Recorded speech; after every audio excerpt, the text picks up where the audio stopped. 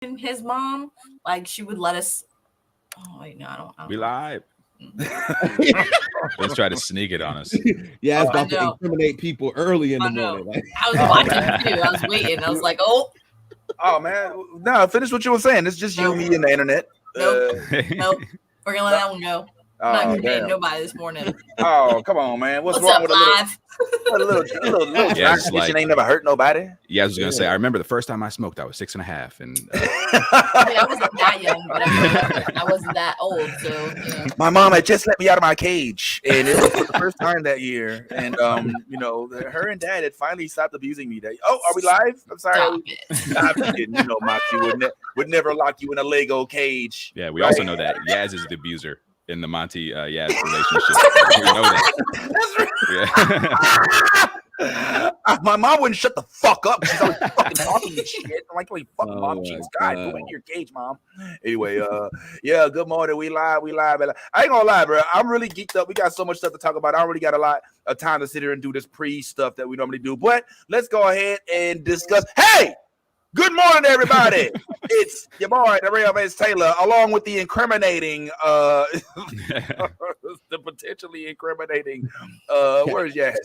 Yaz is with us. We got Tyrone in the building. We got Bad Ty and Yaz and Tyrone, Yaz and Ty are forming some sort of alliance over here. I don't know what it is going on. Our homie Stephanie. Sir, I would kindly appreciate if you would refer to us as Legion. Okay? There is no Ty, there is no Yaz, there is only Legion. I don't know about Legion. I might call y'all light skin. Hey, Miss Paula. We are light skin. And we both got curly hair too. What's up? Unite!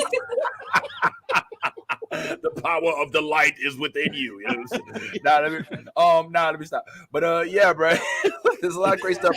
We want to say what's up to our homie Steph, who is on the road right now, unfortunately unable to be with us and drive and babysit and do everything. Babysit your own kids. Yeah. But watch the kids and all that at the same time. So Steph, hearts, souls, and prayers and thoughts with you as you're on the road. Be safe to your destination. We hope to see you, baby. Who knows, by the end of the broadcast. But let's go ahead and start off with what it is that we're talking about today. As you all may already know, the boys is still in town. So you know that Mr. Homelander and the new Starlight #Homelight is a thing now. Did you know that Jurassic World?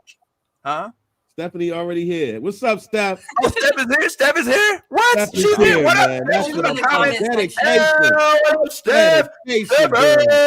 Steph Ray in the bed. Steph Ray. Shout out to everybody in the comment section, man. And even her picture got the angle. Keep the angle right. We missing Steph right now. Stay put right where you at. We love to have your contribution even from the comments, Steph. But yeah, as you know, this week Jurassic World bringing Team YG with OG. We got Sam Neill returning as Dr. Alan Grant. We got Ian Malcolm returning as my dog. I mean, I'm saying this all wrong. You get the point. You see the people who put their names on the screens.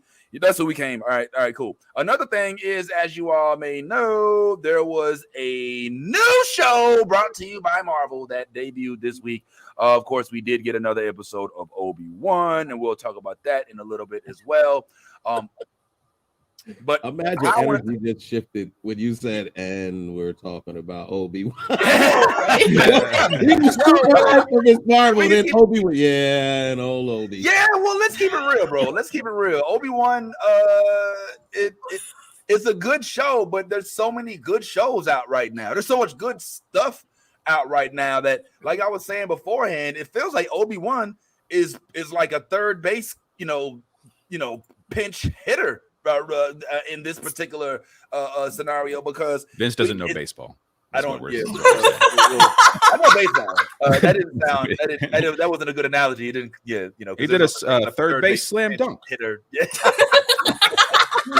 From the free throw line. But now, yeah. So it just doesn't feel. It feels like the debut was strong because of how much we were waiting for. How long we were waiting for Obi-Wan, but then once we got it, we're like, okay, we got it, and then it just kind of stayed there. So we'll talk about that and the effects of that a little later. But I really want to. Oh yeah, also, I wasn't finished with my news headlines. Raised by Wolves was canceled, y'all. So there's no season 3 coming. And I know that disappoints Tyrone so much.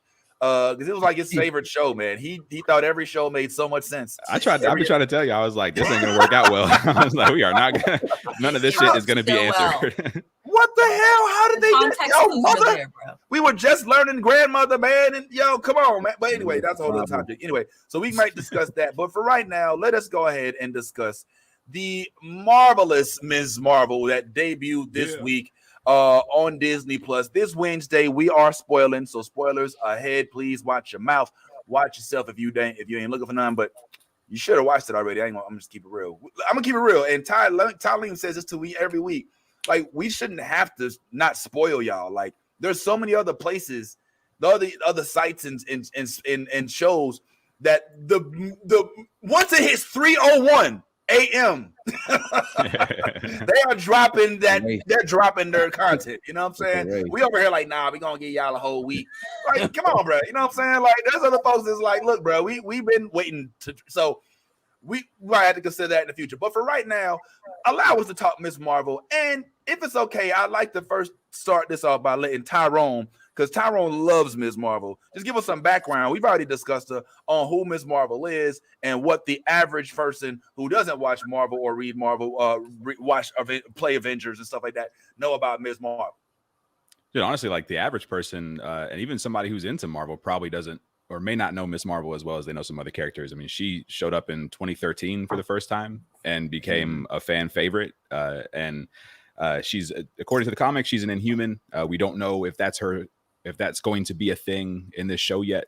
There's still some possibilities there. Her powers are different in the show and stuff. But just for this show, this first episode just landed so hard. It hit all the right notes. It's joyful. It's fun. She's great. Iman Vellani, the actress who plays Ms. Marvel, is absolutely perfect for this role. In fact, I mean, she's basically Kamala Khan in real life. Anyway, Kamala Khan was a kid who was a big fan of the Avengers, and through some circumstances ends up getting powers and essentially joining them. And this actress Iman Vellani, she was a fan of Ms. Marvel before becoming Ms. Marvel. Like, she was a Miss, like there's pictures of her at 15 years old in Miss Marvel cosplay. And people who didn't know anything about Ms. Marvel was like, "Are you the Flash?" Like that kind of shit. Like that's the kind of, so it's this weird like 2 layers of meta shit going on, but it works really well. You could tell she loves it, and there's a lot of love that goes into this show. Super original. It feels the way they integrate different kinds of special effects into the world, to show like text conversations or like different random animations. It all just works so well. It has it definitely gives me like Peter Parker vibes. Somebody who's super relatable, super likable and stuff. But it's so far, just first episode, absolutely nailed it. I don't want to spend all the time talking about it because I can be here talking about my first impressions for 2 hours. Well, hey, but you got good ones though, and it sounds like you liked it. I liked it. Yeah, absolutely. They nailed it. It was one of my favorite first episodes of a Marvel show so far. All right. Quick precursor. I think this side of the screen is in unison of our feelings about Ms. Marvel. We're gonna let the light side, the Legion, whatever they want to talk about, they're gonna bring up their little Sith Lord tactics here in a second. I want to hear about why y'all already hating on the show. But before we get into that real quick, I just wanted to talk briefly about how Tyrone just brought up how these are similarities between this young lady, Kamala, and Peter Parker. How there's kind of like a similarity thing there, except for she's from Jersey instead of from Queens. Yeah. But I also noticed that this plot is also very I don't know who this is. Very similar to another show that came out earlier this year that did not get as much play, justifiably so. All right. But I'm talking about Naomi. All right. Now, I don't know if y'all remember Naomi. But Ava DuVernay was a producer and writer and director on this show, and it was not good. I'm just gonna say it as it was. I love the concept of Naomi, but I'm gonna keep it real. Similarity wise, we have a young teenage girl struggling to decide whether, not decide, but recognize what her sexual orientation may be. She doesn't have powers. Huge fan of Superman as opposed to Captain Marvel in this one. High school chick gets picked on, whatnot, but really, really smart. All right, and also has protective parents. Not as protective as these. I mean, I think that this is a good illustration of what it may be like to grow up in, dare I say, a Muslim household. But I just wanted to point that out. That damn. I'm not saying, yo, Marvel ripped this from Naomi. I'm saying, damn, I wish Naomi was as dope as Ms. Marvel. Like, for whatever reason, I feel like if Ava DuVernay was given the same tools as the creators of Ms. Marvel, then we'd have a completely different conversation right now. But unfortunately, it went right over to the Arrowverse and got right into that little mix. So just wanted to drop that in real quick, that Naomi and Kamala Khan have extreme similarities. And it just sucks that Naomi's production quality is so much worse because these storylines are similar. The other thing that we're going to get into before we get into Ty and Yaz's hate of the show, unjustifiably so. I don't know. Y'all must be smoking something to be feeling this way. Is the immediate hatred that was gemmed up online because of Ms. Marvel. Now, Tyrone, I would say that this is pretty predictable. Yeah. And I would say that Kevin Feige knew what he was doing when he intentionally leaned hardcore into the Muslim culture with this comic. They didn't have to take this comic. All right. But not too far. As soon as it's released, yes. As soon as they drop it, boom, Christians against Ms. Marvel. Now, I'm not going to lie. I see what y'all see, that this group was made by Deadpool. All right. So, so of course, there's some skepticism there, but there's 14K members, which means that this is a sentiment that exists in real life. And listen to what I think is complete absurdity. All right. Ms. Marvel may be the biggest slap in the face for Christian conservatives to date. Disney has decided that the face of the franchise should not be Carol Danvers, but instead should be a gay Muslim. No more straight Christian characters from Marvel. Those days are over. Please join us. I can't even finish this. All right. First of all, spoiler alert. All right, because they didn't just announce that Ms. Marvel was gay in the first episode. Second of all, this comic book has been out for years. So I don't know why they're waiting until now. Third of all, yo, literally, Karen Danvers, nobody made her the leader of, like, she had one movie so far. You know what I'm saying? Like, who said Carol Danvers was anybody? I'm just curious, Bad Ty, before you talk about how much you hate Ms. Marvel, how you feel about these folks hating? I think for any type of hate that you can perpetuate, there is someone out here in this world that supports your hatred or supports whatever it is that you have against a certain thing or entity or whatever the case may be. So it doesn't surprise me that there are people that are going to come out and say these type of things. You did make a very good point. Disney has not stated yet whether or not she's gay or if she's gender fluid or whatever the case may be. They haven't stated that, because within the storyline, there was an instance on top of the rooftop where her and her best friend had a moment. And that moment wasn't like I'm not into you at all. It was like, is this the moment we kiss? And then the little boy was like, hey, and he changed the subject. But from what I gathered in that scene, it looked like Kamala was ready for the kiss. Yeah. So I don't know. That's what I picked up. That's the energy I picked up. But that's neither here nor there. So at the end of the day, all I'm saying is, just because there's a large following of people that hate something doesn't mean that you're right about what it is that you're hating on. So there's that. Also, can I add something about this group real quick? There is thought that this group might be a troll trap. Yeah. So like the group itself may not be for real, but members, some of the members that are joining, you know what I mean? It's just like, come and bring your hate over here so we can see you and we can call you out, like that kind of thing. So the group itself, probably a troll trap, but I would imagine a good portion of those 14,000 members are in there like, yeah, this is ridiculous, you know what I mean? So it's crazy. I don't know how are we still here, but I guess, hey, you're missing out.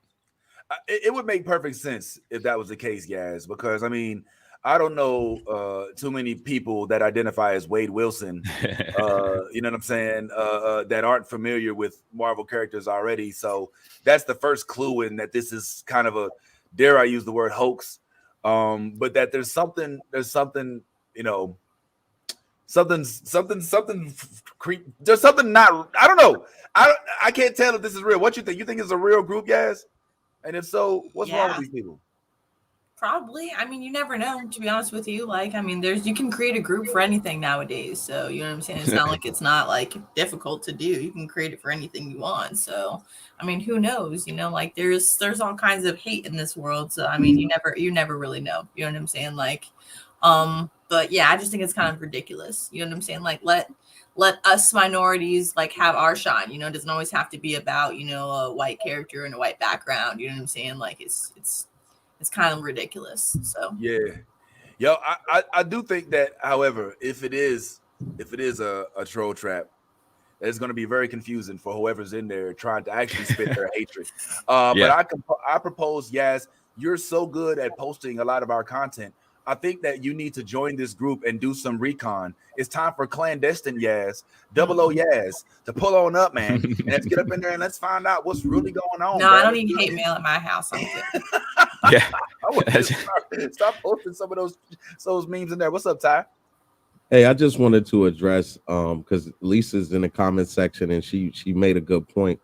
You know, in the first episode, they actually teased a little chemistry between her and her best friend. So why can't people shut the fuck up? The problem is, Lisa, is social media is exactly for people to talk and say, give their opinions and everything like that. Prior to this, you did pretty much shut the fuck up. Before there was any social media, your opinions were relegated to your immediate friends, people who are right around you, and that was pretty much it. You know what I mean? Like your opinions didn't go outside of your circle. But now that we have social media, that gives everybody who has a voice a platform to say whatever it is that they want to say. Now, given that there is some level of what is the word I'm looking for? I'm lost. All right, so because people don't know who you are, a lot of times, anonymity. Anonymity. Because of that, what was it? Anonymity. There you go. I thought that's what I said the first time. Okay. But thank you, sir.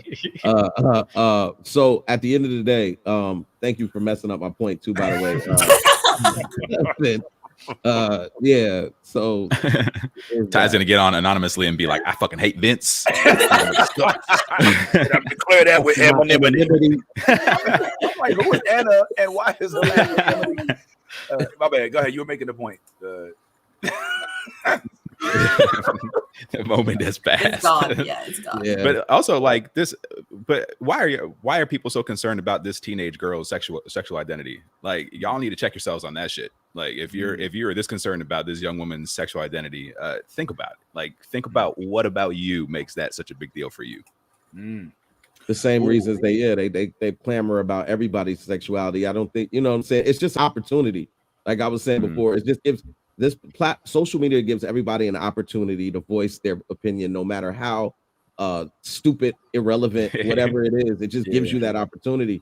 So people feel the need to chime in. Like, we've got people now that literally sit by their phones waiting for something to drop just so they can chime in. And that's sad that that's where your life is, where you have no real stuff going on to where all you can do is worry about other people's shit. But that is where we're at now.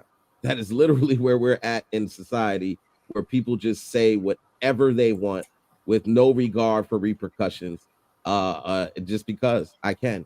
Well, I mean, but that's the thing, though. I mean, you know, for every cause is an effect, right? You open up the lines of communication with the world, and you get to talk to your cousin in Tokyo that's on a military base, but they also get to talk back, you know what I'm saying? And everybody else gets to voice their stupid ass opinions.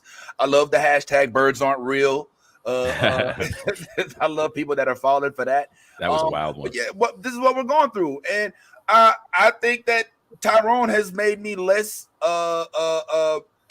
concerned about this, because I mean the likelihood that this is real is low. Like, I mean, and by real, I don't mean that people aren't out there that actually believe this. I truly believe that this is a sentiment I truly believe that somebody read this and was like, yes, exactly. But I also believe that who wrote it was probably like, I'm looking for that person. I mean, look at it like a little idiot zoo. Like, they make this group. It's like, hey, we're gonna open the doors, and a bunch of idiots gonna come in and just entertain you with their stupid idiot stuff. So like, so it's like, imagine if a zoo was just like, hey, any animals want to be captive, and they're and they just walk in and just hang out in the cages. That's pretty much how I look at this. I like the idea. Keep them away from everybody else. Let them play in their own. It's like, let them play in the kiddie pool. They can sit in their own piss and just act crazy. Right.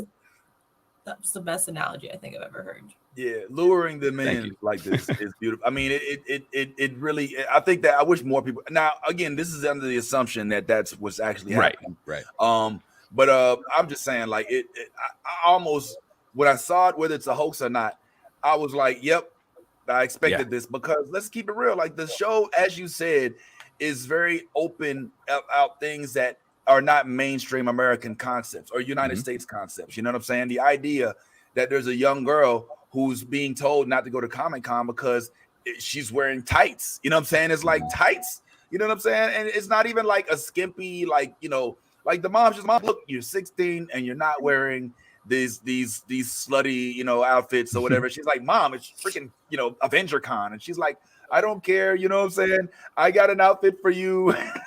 The whole thing was great. She went ahead and made her the Hulk and the one of the best cosplay outfits ever, which I thought should get more screen time. I honestly hope to see a lot of the dad Hulk. Like, I hope we get to see that cosplay a lot, because it was so good. It was. I was gonna say that one of the best parts about this show's debut was being brought into this household. Was the family aspect of it. Was our first, I don't know if this is our first, but in the MCU, our first submersion into a Muslim household. If I'm saying that right, I don't know if houses want to be defined by their religion or not, but a household that adheres to Muslim beliefs. And as Tyrone was saying, this is not a fake scenario with this girl. One of the dopest parts about Iman Vellani, Iman, right, is that this is like legit her.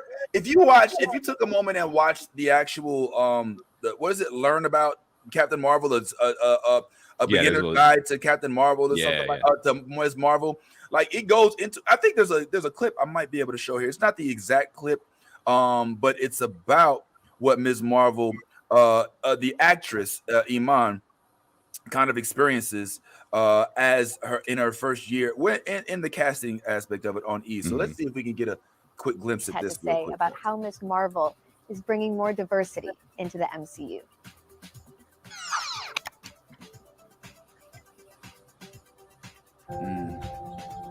The world has a way of making people feel small. We are connected, each of us, to those who came before.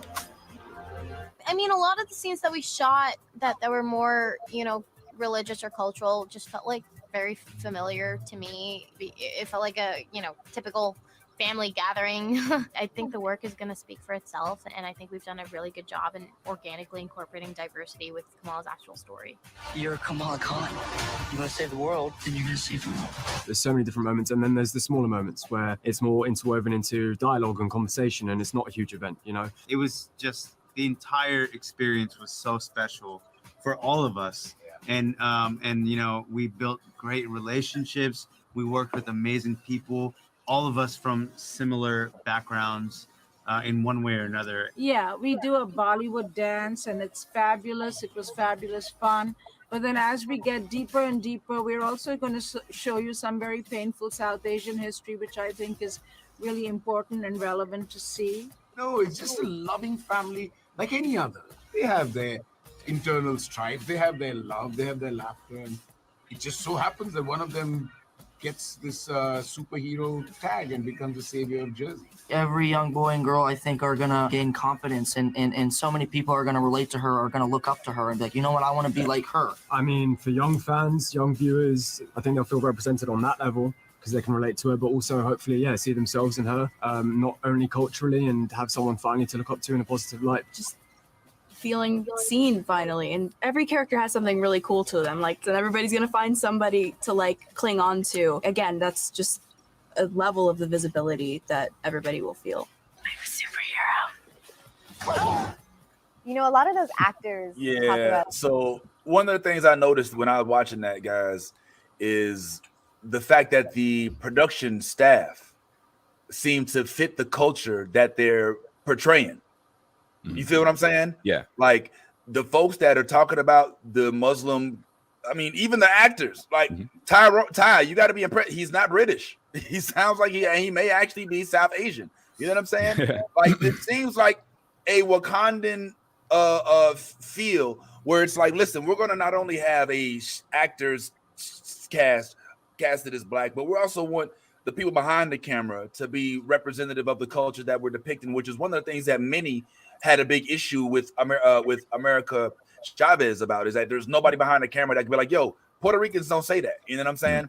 So I think that makes this better, right, Ty? That they actually have people of South Asian descent, at least that's what it appears to be, involved with the production, and to give some authentic cultural references in the shows. Yeah, absolutely. I mean, if I'm talking about this show, I want to first lead by saying the things that I like about the show. And the things that I like about the show is the depth that they're going in order to show the cultural experience of what Kamala has to do. I mean, basically growing up, that like her mother, the dynamic between her mother, her father, the relationship with her brother, everything that I'm seeing in those regards are being done absolutely. I mean, you couldn't ask for them to be done better.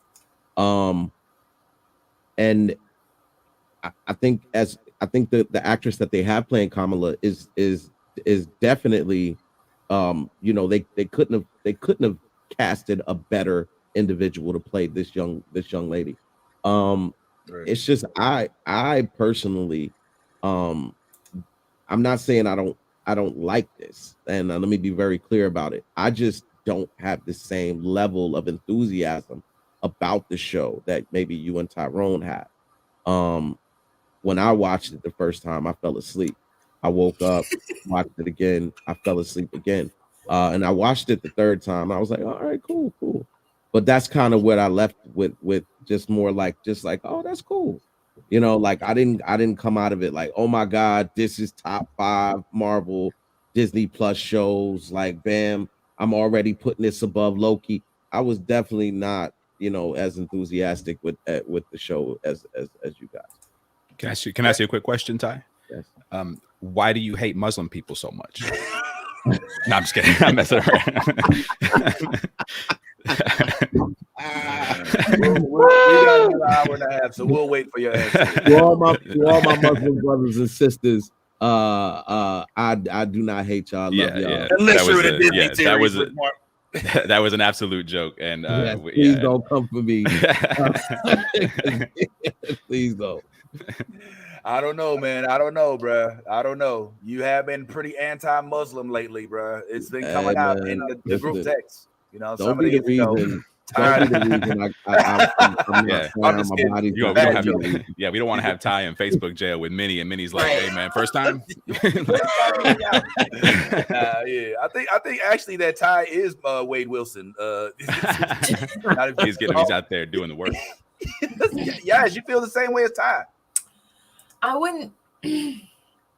All right, so I would say I like the show because of like, you know, the cultural aspects, you know, they're trying to portray, you know, they're hitting, you know, certain you know, things that I like, you know, about the show. And I like that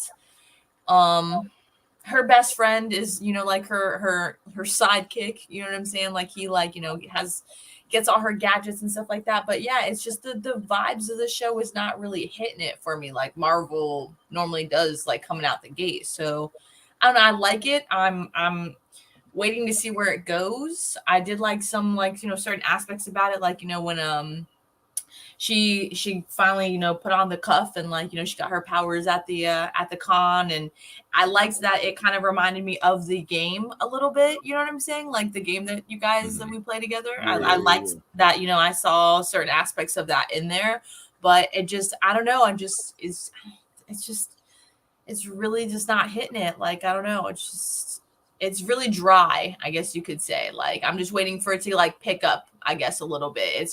It's bland for me. Like, I like the dad and the Hulk, you know, smash, and that was hilarious as hell. You know what I'm saying? But I don't know. I watched it twice just to make sure that I wasn't being a dick.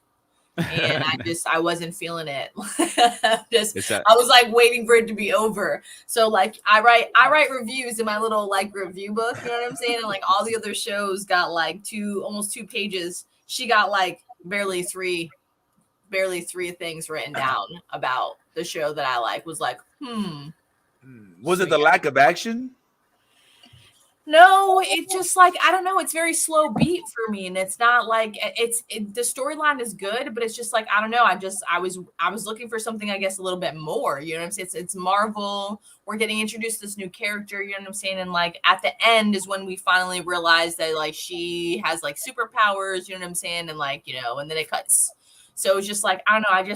I guess for the 45 minutes that I watched, I was just kind of like waiting for something good, you know what I'm saying, to like really intrigue me about the show. And like, it just, I don't know. You're waiting for the superhero stuff. I'm waiting to see if it picks up. And if my feelings change, I'm not like saying it's like horrible. I'm just saying right now, I'm just like, I'm not really in my feels like in the show right now. Like I normally am when it comes. Like I agree with Ty. It's just, it's not hitting it in the feels. Diary of a Wimpy Kid vibes. That's honestly what I get when I watch it. Is and don't get me wrong, I like Diary of a Wimpy Kid. I watched that with my kids. I liked all of them. But it gives me very strong Diary of a Wimpy Kid vibes. Like that. I haven't seen it, so I don't. You haven't seen Diary of a Wimpy Kid? Really, really good show. I'm the only one here with no. Well, never mind. Yaz and I don't have kids. Yeah, Yaz hasn't seen it either. So like, we don't have kids, so there's not really like. I don't have kids. So it's cool. Diary of a Wimpy Kid. I will give you this. The line that I did like the most out of the show so far was like, she was like, "Brown girls of Jersey don't save the world." You know what I'm saying? Like, and then bam, she got her powers like the next. So I thought that was kind of cool. You know what I'm saying? Like that little tidbit they threw in there, but. Yeah, it's very slow. A slow tempo for me, and I don't know. I'm just waiting for it to pick up. It's all right. Yeah, and can we get into the actual like the powers of it? Can we? Because I do want to talk about that a little bit and see where you guys where your thoughts are on it. Because there's a lot happening here. Yeah, this is a whole other thing. So. Minnie earlier was like, I wish the Mist was still her origin story, because in the comics, Miss Marvel is an Inhuman, and she ends up getting caught in some Terrigen mist and then turning into the hero Miss Marvel. This is obviously not that, but it's still like the bands that she's using, the what do they call them? The bands that she's using could potentially be the Nega bands, which were gifted to Captain Marvel in the comics. And when she put it on and she kind of like had that moment where she saw into another realm. I don't know if that's the negative zone or if that's like a just a glimpse of maybe like a bunch of Inhumans or something like that. But I still think that there's Terrigen crystal somehow related to these bands, and I think this will ultimately lead into our introduction to Inhumans, and Black Bolt and Medusa and all those guys and stuff. This will be our MCU, our 616 intro into Inhumans. That's my hope, my predictive hope for this. But because the way that her powers manifest right now, they do have that kind of like crystal Crystalists kind of look to them. So I'm really, really hoping that we do still get Terrigen Crystal. We do still get, an Inhuman mode. And this may not be our final form for Miss Marvel. Like we may get a different version of Miss Marvel for like maybe the Marvels movie.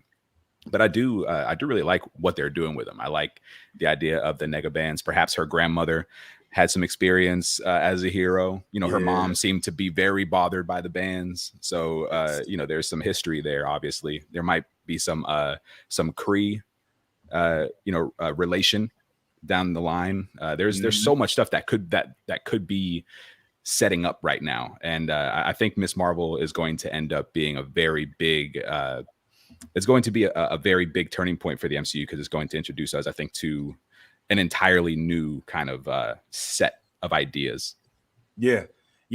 Well, I'm thinking that maybe there's some scroll activity too, but also I think that there's some backstory with the aunt who this belonged to. She says that this belonged to, who was it? Like the great aunt, the grandmother, the grandmother, right? Yeah. There's a story there. Yeah. And I think for me, this was clearly a developmental origin story episode, all right, which we haven't seen in a while. Like most of the Marvel stories, most of the Marvel TV shows we've been watching, the characters already developed, right? With the exception of maybe the only exception being Moon Knight, which we didn't have a developed character. We knew who Wanda was, we knew who Vision was, we knew who Falcon was, we knew who Loki was. So for the first episode, Yaz and Tyrone, it does make sense that they may give us a little bit of an origin story. I'm confused because I understand a little bit why Ty may be like, all right, this ain't for me. I gotta watch teeny bopper shit all day. And here's another freaking Nickelodeon show.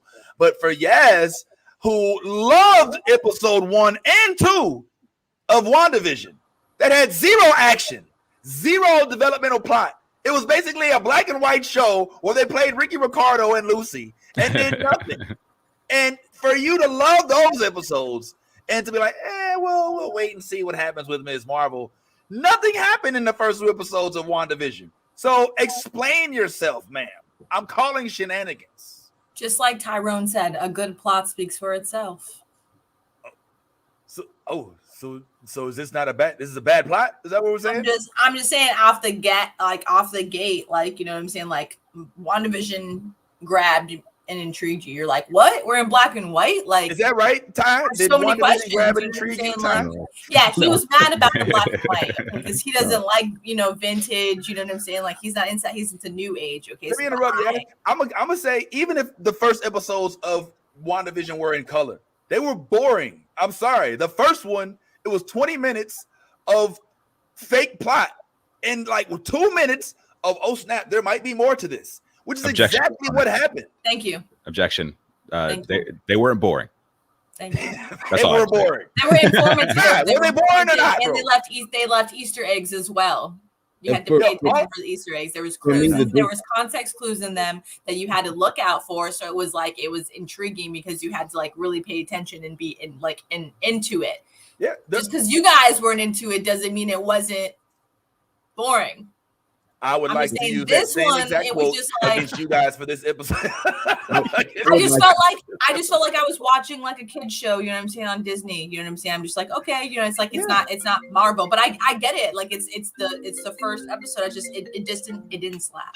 I'm done. I would like to say in my defense, I do actually like black and white films but though I like black and white films that were supposed to be black and white films, like like the older Andy Griffins and the stuff. Like I was a big fan of that, like I used to watch all of that kind of stuff. But this is 2022. I did not go and spend the type of bread that I spent on the TVs that I spent them on to watch shit in black and white. Like I just didn't. Like, so when I saw that, like how crisp that black screen was. Hey, I did not like how crisp that shit was at all. So for me, I was totally thrown off by that prior to even watching the first bit of footage when it came on. So once I saw that it was in black and white, I was immediately turned off. I was like, my mechanism just was like, it was cringy. I was cringy. So, but it doesn't mean that it was bad, because I have gone back since then. I have gone back since then and watched it. It wasn't bad. It was just it was intentional on what they were trying to do, and I understand that now. I just personally would like it if y'all just utilize the beautiful visuals that you already have. That, but I understand why they did that. This was different, and I want to make sure again. I preface this by saying I don't dislike this show. I just don't have the level of enthusiasm that Vince and Tyrone have for the show. Yeah. I personally love the fact that she's a brown girl from Jersey. That's, for me, that's love off the top. You from Jersey. So I'm gonna give you love no matter how bad or good your you know what I'm saying, your character was. But I just, for me, I've watched the Diary of a Wimpy Kid. I've had to watch the Goosebumps and all of those kind of things. And this is, if I'm being perfectly honest, this is where that kind of what I'm kind of seeing is the same kind of energy. So but I'm still gonna watch it. I'm still gonna check it out. I'm still gonna see it. So yeah, no, I don't begrudge all your opinions at all. Like, and I think what it is like stylistically, like for me, Willy Wonka and the Chocolate Factory to this day is one of my favorite movies of all time. Right. Oh so like I love it. Right. So like I love that like colorful, like joyful, bubbly type stuff. Like that's my jam. Whereas somebody else might like something a little bit darker, a little more, serious and stuff like that. So, I can get it. I understand where this first, especially after something like Moon Knight, where your first step into this new world is just like cartoony, and you got these little animations, and it's it's very it is a show about kids, so it's it's going to have a little bit of, so I understand that. I think I wouldn't be surprised if at the end of this both of your opinions on the whole thing are a little bit different than this first episode, because I think it is going to end up getting into territory that is that feels serious, that feels more serious, that feels bigger. But I do hope that they, Vince, to what you were saying earlier, I do hope that they stay and give us a lot of these family moments, because it absolutely is a strength of the show for me. Because they're doing the family thing so well. Usually when you have stuff like this in a show, it's the low point and the slowdown. But the family dynamic here is such a strength for me. Yeah, so I'm enjoying it. Yeah, that is honestly one of the dopest parts. Honestly, the originality of the character origin is what is for me. Now, but I have teased y'all quite a bit. But let me just say, I can understand why one would be a little thrown off by the slow moving plot of this first developmental episode. I'm not gonna lie, I get that, and to piggyback off of Tyrone, especially after we just saw Doctor Strange and Moon Knight back to back. You know what I'm saying? And so we're like, all right, man, give us the zombies, man. Give us the freaking, who's going to stop time? When are we going to jump into another freaking dimension, man? And we're like, all right, so here's this bitch in high school, you know what I'm saying, making an outfit. Come on, man. So I get it. I guess for me, it's so fresh, Tyrone. It's such a fresh look. We've kind of started, like I was telling y'all before this, we kind of started to kind of get an idea of what Disney Star Wars formula is, right? Hero plus damsel in distress, albeit kid or young unidentified species or whomever. Put these two together, BM, give us 6 episodes, success. Marvel, some sort of fucked up timeline situation. I don't know, hero who may not be a hero, a villain who may not be a villain, because we actually agree with them a little bit. All right, put them together, duke it out, and then leave an inconclusive 6-episode season. This is the first time where it started off with an actual family, all right, because let's remember, Wicked and Speed aren't real. All right, Loki didn't have no fam except for his brother. He wasn't in the episode. He ends up trying to, have a relationship with himself. Falcon and Winter Soldier, we get the family aspect there, and we loved it. Here's another one where we have Abu, and also, let's keep it real. guys, I think that our appetites are fed. We're doing all right here. I think that Marvel legitimately here is looking to start a new wave of excitement with the age group that they are catering to this with. I think that they're aiming for, since this is in high school, they're aiming for middle schoolers. All right. Yeah. They're aiming for the young version of Peter Parker fan, but in a young brown girl. And they're not, once again, in Marvel fashion, shying away from that. So I think that for what they were going for, I think maybe that's why me and Tyrone are a little more into it. Not only because I know Tyrone, he's just been talking about Ms. Marvel since like he's ready. You know what I'm saying? But for me, like the developmental aspect of it, with again leaning into the unpopular portions of this culture, because they could have chose so many other folks, but they chose this little brown girl with a household. One of the dynamics that I also love, guys, we don't have to talk too much about it, is the dynamic between her and her brother. How her and her brother, because there's so many things going on. There's subtle hints of racism going on at the school. There's extreme amounts of sexism. A lot of it coming from the parents in the house, because she's like, look, if my brother had asked y'all this, y'all wouldn't even be asking me this. You know what I'm saying? Right. And so the brother goes and says, all right, I'm gonna talk to him for you. And then next thing you know, all right, you can go. You know what I'm saying? So I mean, you could argue whether that's because she's young or because she's a girl.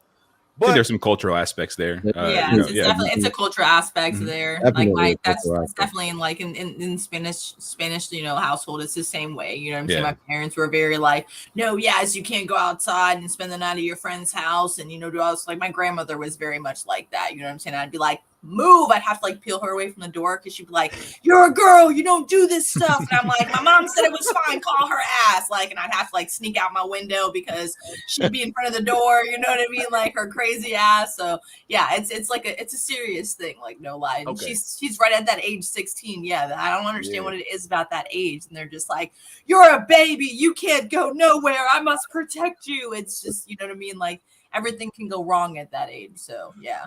Well, it just to kind of start wrapping this up a little bit, because we got so much more to talk about. I guess one of the reasons it was nice to see this seems to lead with the comedy.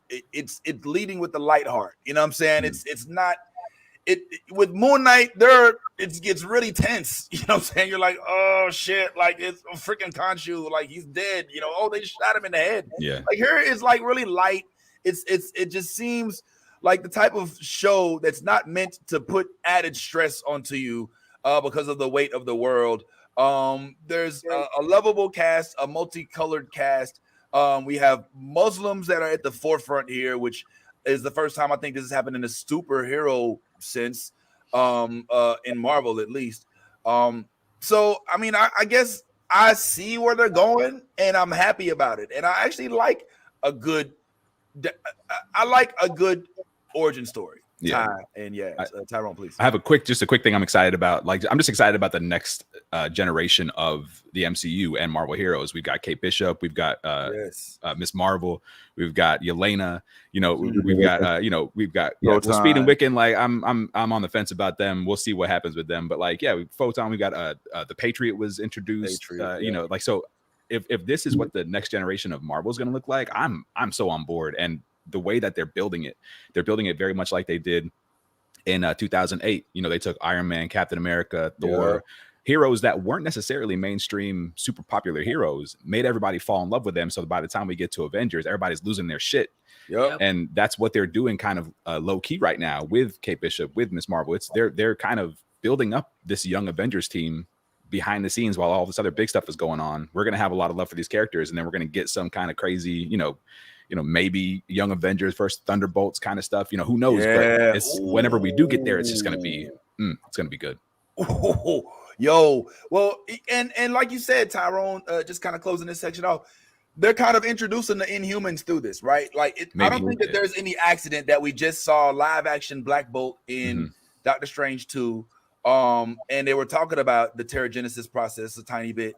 I think there was a reference of it. Maybe not. Maybe it was just us talking about it. And like now, there's the actual that too. Minnie. Now we have an Inhuman-based character that I think we're going to learn a little bit more about. Hopefully, I actually love that they tied that in, and I love the Easter eggs that they dropped too. I don't know if you saw this one, Yaz. By the way, before we go any further, just so y'all know, don't go too far because Yaz does have a bitch of the week this week. So don't go too far because pretty soon you will learn who Yaz's bitch of the week was. So don't go nowhere. But for right now, I'm wondering, like, did you see the Easter eggs in this episode? Yeah, my you're God. pretty good at picking those out. I know you had to have seen this one in the opening credits. I totally did. I was like, yo, trust him, bro. Yeah. Yes, I was thinking about our boy Carlos, and how somehow it'd be funny if all of a sudden now those Tracksuit Mafia. the Tracksuit Mafia shows up in all of these different Disney shows. How dope would that be? Be hilarious. There was other Easter eggs. Did I miss any? Did y'all see? Oh my God! It was this whole episode was rife with Easter eggs. I mean, Avengers Con was just one big Easter egg. It was wild, and like her videos and stuff. I mean, there's so many Easter eggs. I mean, if you just want to watch an Easter egg episode, this is the one. All right. Well, let me say this real quick, and then let's get on to some of this. The Boys, because The Boys is really where it's at, yo. This show's going crazy. Yeah. One of the things I think that made this show pleasant for me, in addition to this, is as a father of a child in this age, to see like them take this, well, not this age, I mean, but creeping up to it, like to see like the blogging, she's a YouTuber. Looks like there may be a podcast that I think she does. Yeah, the podcast. What's it called? Something about her. I forget. Whatever. We'll revisit. Sloth? But Something Sloth? Sloth. Yeah, Sloth. Yes. Oh, Sloth Baby Productions. Yeah, Sloth Baby Productions. Sloth Baby Productions. Sloth Baby. Yeah. To see her struggle with like one of the first things that happens when she goes to school, she's like, okay, I'm just trying to get my locker. Okay, or not, whatever. You know what I'm saying? She just walks. Like for me, I know it's unifying with my with it's good to see like what kids are dealing with and how like parents have to kind of try to adjust to this new world where they have access to everything, can do everything, and they're really going at that in this episode, in this series. So I kind of like that about it, and I don't know, maybe I don't know. That's just me. But anyway, that's cool. Whatever. I just wanted to say this real quick, and I promise you this will be real quick. So like, with what Tyrone said about this leading into possibly leading into the Inhumans. I think this storyline is going to be more about a teenage girl dealing with puberty and all of the stuff that teenage girls deal with. I think if we do see an introduction to the Inhumans, it'll probably be in the Marvel's movie. That's probably where you see the big screen introduction to the Inhumans, because at this point right now, based on what we saw in the first episode, and it's clearly just off that that armlet or bracelet or whatever you want to call it that she wears, I wondered, is it just her, or could anybody put that on and then have the powers? Because if that is the case, then the whole Inhuman aspect of it would kind of, the storyline is kind of mixed and be a little different. So it'll be really interesting to see where they go moving forward. That's all I was gonna say. So to your point, actually, Bad Tie, she's got Inhuman powers inside of her that haven't manifest. So because of the Terrigen crystals that are somehow connected to that banglet, that's how she got those powers. You know what I'm saying? So, and that's like we don't know exactly, you know what I'm saying, how the Terrigen mist got onto that, you know what I'm saying? Right. But that's technically how she got, you know what I'm saying, her power. She's always had the Inhuman inside of her, but the Terrigen mist is what like really brought it out. Just going by like, the incentive. And it kind of it does kind of depend on which way they go with it, because this is we're still up in the air. If it's a Negaband situation that was created by the Kree super intelligence and gifted to Captain Marvel, and it just has the ability to draw from the negative zone, which has nothing to do with Terrigen crystals. But if it does involve Terrigen crystals, and that's the Inhuman thing and the mist and all that stuff, so it might be a mixture of both. Who knows? Wow, the negative zone. Do you think we may get a Mr. Negative? It's a possibility. I mean, when she kind of dipped back like that, that might have been her kind of seeing into the negative zone in that moment. So it's a possibility. It's pretty cool. Wow. Yo, I also want to point out the fact that this is in Jersey, Ty. I'm surprised that you're hating on your own state like this. Like, I would think that because... But I'm not. But I'm not. I mean, a level of enthusiasm doesn't. If mine is at a 6 and yours is at a 9, it doesn't mean that I hate it. It just means that I don't love it as much as you do. So I never once said I hate this show. Vince has two speeds. Vince's speed is this the best thing in the world, or this sucks and should never be seen again. That's right. There's no in between. Exactly. You either do or you don't. There's no try. All right. Well, yeah. Well, looks like these are promising, man. I'm looking forward to. I'm hoping that Carlos pops up in one of these episodes. Shoot, Adam too. Who cares? Shit, D. Russo. Everybody. I don't give a fuck, man. Go ahead, man. Zoom man. Pull up, man. Come on. Why is I ain't gonna ask them why the Freedom Towers in the back of the Jersey City based city is also good. But yo, it looks promising, and I am curious though. What do we think that Stephanie would have said if she was able to be here today about the show? Not enough black people. I was not really impressed. It's just a bunch of Pakistani people Pakistaniing. You know what I'm saying? I'm sorry, just bad joke. You gotta be it's a saga. You gotta watch, know the rest of it. Anyway, let's move right along, man. And I think an Adventure Con would work, Wade. I don't think that that's something too hard to make happen. If they can do Star Wars and they can do BronyCon and all these other joints, then Adventure Con could work. I feel like it'd be highly satirized with with merch, but it is what it is. So a couple of things happened, as you know. Like I said, Jurassic World did come out, and we know that Raised by Wolves was canceled. But let's talk about this season of The Boys before we get into Obi-Wan as well, which is going to be next up. Oddly enough, is somehow gone to the bottom of the totem pole so quick. But The Boys is just so dope, Ty. It's just, there's nothing else like it. They keep going places where you're like, oh shit, you know what I'm saying? Like, damn, like, you know what I'm saying? So let's discuss where we are right now within the Boys universe. For those of y'all who've been watching The Boys, maybe you've noticed, and Tyrone, Tylene, excuse me, you tell me how you think about this, that they're starting to give powers to those without powers. Good idea or not a good idea, Ty? I mean, it's necessary. it's and whether it's a good idea or a bad idea, I'm not here to judge, but it's definitely necessary. Why you say it's necessary? What? It wasn't necessary. The level the playing field, bro. The game has changed, sir. He said it wasn't necessary before, but the rules have changed. The game has changed. Homelander is realizing I'm that dude. And when you when the realization and the action meet, woo! So and that's kind of where we're at. We're at a point where Homelander is like, look, they like me either way. So why not just be myself? Who is yourself? A person that just I don't give a fuck about nothing. Like, this is what I've always asked for, and I've begged and begged and begged for Marvel to do this, and begged and begged for DC to do this. I need a villain, a real life villain. And damn it, if they didn't give you one on The Boys, man. This is a real life villain. Doesn't care, doesn't give a fuck. It's just the complete and utter asshole. My favorite super villain of all time now is Homelander. I'm putting it out there. Well, okay, so how did they manage to get through the first 2 seasons with no powers? Because he was being hindered. Homelander was being controlled by old girl. I don't know what her name was. I call her Titty Milk.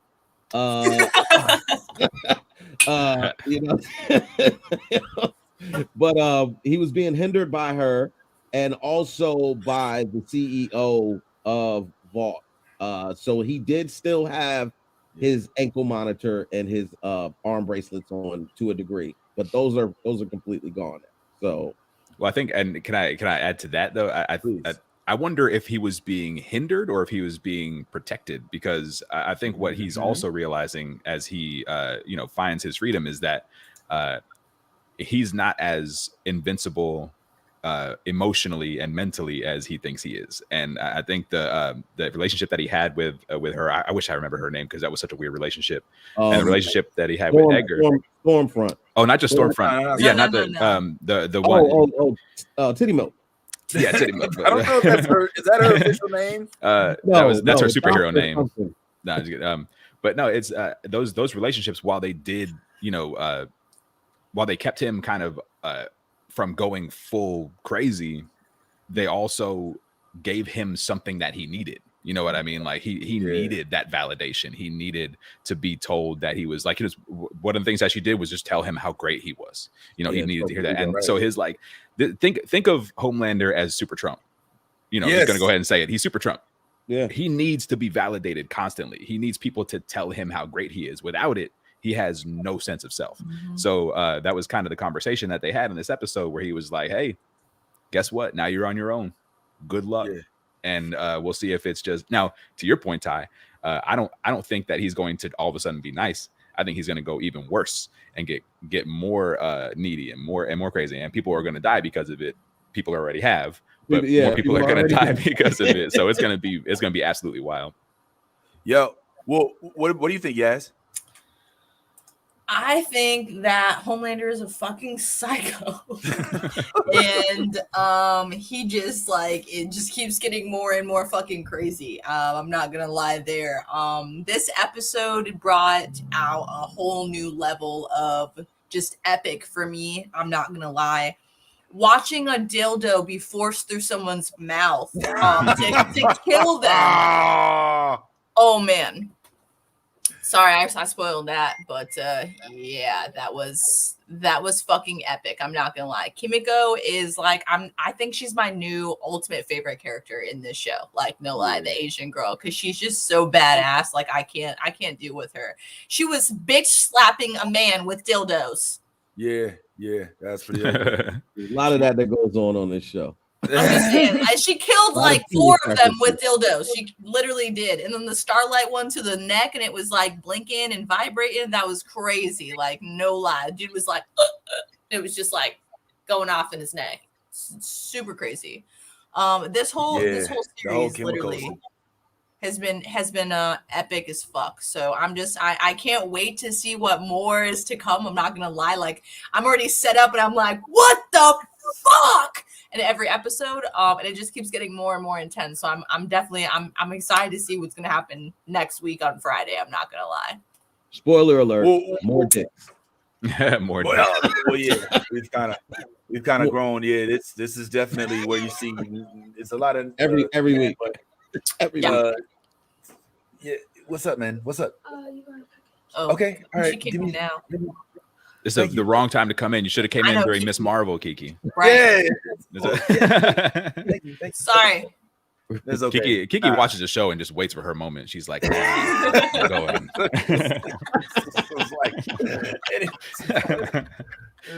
Walking out of here so slow too. The dicks went through the mouth. And, hey, Dad, you have a package. She's like, well, time to go talk to Dad. Let's go hang out. You're like, okay, get out, Kiki. Stop hiding in my room. Go. Hey, Dad, hey, good morning. The dick shit. My bad. But yeah, man, this is what we love the boys for. We always get that crazy stuff. I mean, there's always somehow a dick involved. There was multiple dicks in this episode. There were dicks. There were dick superheroes. There were dildo superheroes. She was pissed. The Maeve one didn't hold up. Okay, that shit got cut. All right, she was like, just grabbed another one. Just yeah, that was crazy as fuck. Well, here's the question though. What exactly is it that they're looking for? There's a weapon, right? That I guess Butcher is the only one that can wield it, and they can use to kill Homelander. I don't know what this weapon is, but what's up? Yeah, I think we have a prediction. Now, are we getting into full spoilers? Because it's full spoiler. Yeah. Yes, okay, all right. Just making sure before I went on. Okay. So they thought there was a weapon. Yes. That you could hold and shoot at Homelander to kill him. I think what they just discovered is that Soldier Boy is that weapon. Is the weapon. Because if you notice, when he hit Kimiko, she stopped healing. I think whatever happened to Soldier Boy, whatever they did to him, he takes away other people's powers. So when he hit Kimiko, that was a serious surge of energy that shot out of his body. Like if you think about it, you know what I'm saying? Like it literally it lit up his whole torso and then just like came out like fucking a tractor beam basically and like hit her ass and she went through that wall. So So now I think the show it's going to be are they able to get Soldier Boy to be on their side? And we'll see. I don't know if that's going to work out. Yeah, not with Mother's Milk. Yeah, because right now, Soldier Boy, what did he do to his Mother's Milk's family? He murdered them. We don't know exactly yet. No, not Mother's Milk. He murdered Las Alonso's. Yeah, his name is Mother's Milk, and they call him MM. That's what like when you're you know me, I watch the subtitles. Yeah, you're confusing him with Titty Milk, who is hold up. Different colored people, bro. Different sex. This is chocolate milk. Right. So I don't think it's more or less whether or not they'll be able to get Soldier Boy on their team. I think the problem is convincing Mother's Milk to not kill him or try to kill him or continue trying to kill him until they utilize him to, because kill Homelander. He saw him, the level of rage that he showed just by seeing him.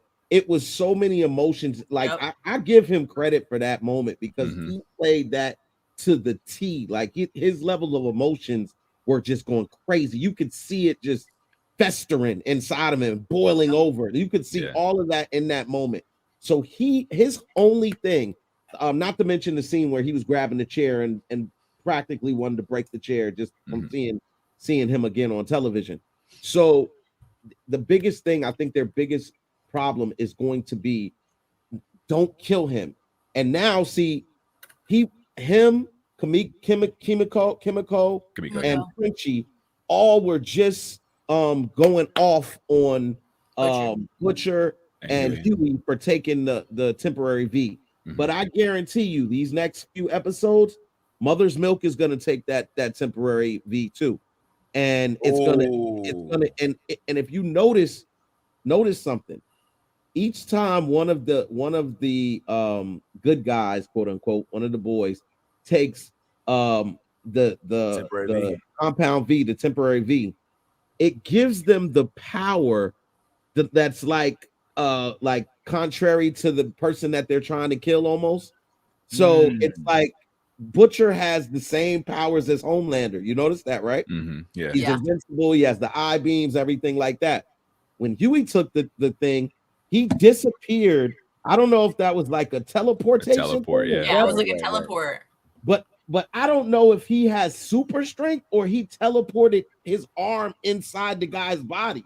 Like I felt like it stretched out a little bit too. Yeah, I think you get like a nice little variety pack of powers when you take that V24 because his arm healed, he teleported, he did punch through that dude's chest. Like that was pretty wild. Remember when Maeve gave it to him, you know what I'm saying? She was like, it's super unstable and like it's unpredictable. You don't know what you're gonna be getting. You know what I'm saying? It's basically just like, like a fucking it's a prototype.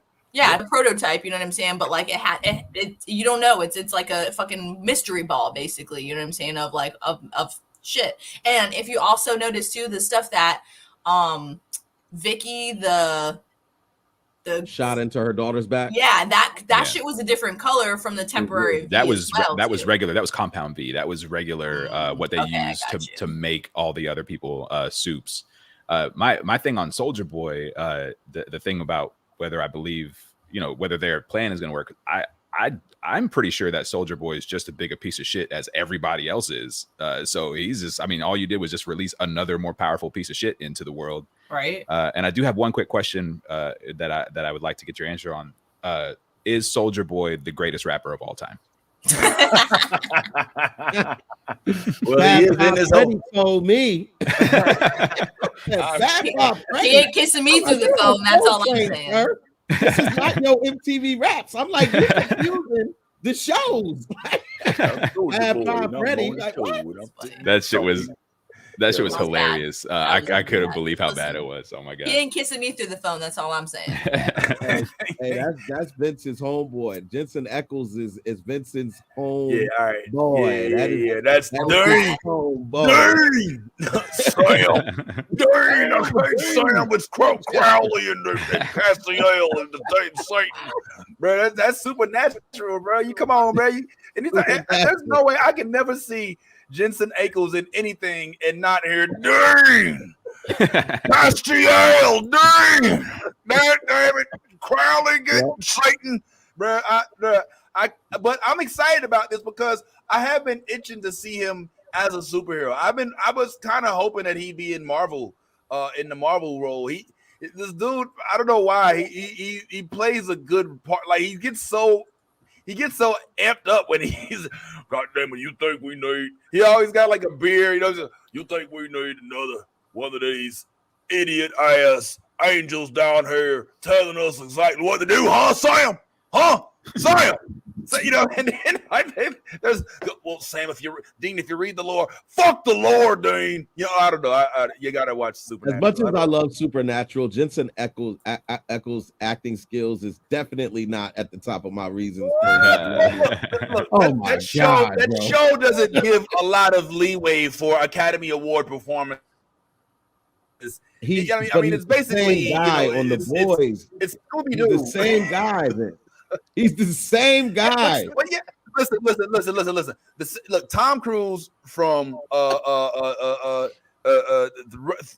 Tropic Thunder is not gonna get an Academy Award, but Tom Cruise from Jerry Maguire might. Same guy, but different roles, different characters, different pictures completely. And I think that for Jensen Ackles, I think you didn't like. Dude, Tropic Thunder was the best acting of Tom Cruise's career. Yeah, that was a great. Without Did you see a the doubt. dancing at the end? Are you kidding me? Like, hey, but no awards. Hands up. Sometimes some of the best movies don't get awards. Tropic Thunder was an absolute masterpiece. It was. It didn't get awards because it was a comedy, whatever the reason behind it or whatever. But it was really good. It was really good. Really good. But my point is, Tom Cruise can play that guy and can also play Jerry Maguire.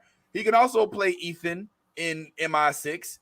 You know what I'm saying? And he's basically Jesus in Scientology. Because Jensen, don't forget he's Top Gun too. Jensen Ackles played basically a bounty hunter. In essence, in Supernatural, and in this he's playing a superhero. They're two totally different characters, but yet Jensen Ackles is still the same guy as the bounty hunter in this. He's the same guy. They're all he's playing the same role, because I don't think that he is. No, I don't think you're saying that he's playing the role of Dean. I'm saying that a true representation of a good actor is that he or she can do different roles, and you don't see the same person in those roles. Tyson Jensen ain't got no range as well. Yeah, he has no that's a formula for good acting. Calls him Keanu Reeves, basically. I'm sorry. Keanu has a repertoire one range. One and has a bigger catalog than just give my love to the princesses. I don't think you've given ginseng any ginseng. I I don't think you're giving him any credit. I mean, he hasn't even acted yet. All you've seen him on is like flashbacks and he hasn't even said anything. Like, yeah, the flashbacks are pretty bad. Like, did you see his rap? I turned on the subtitles so I could hear and read what he was like, what he was trying to rap in that old school. Yeah, it was bad. Well, did you see A-Train's commercial? I mean, that wasn't the greatest. It was better.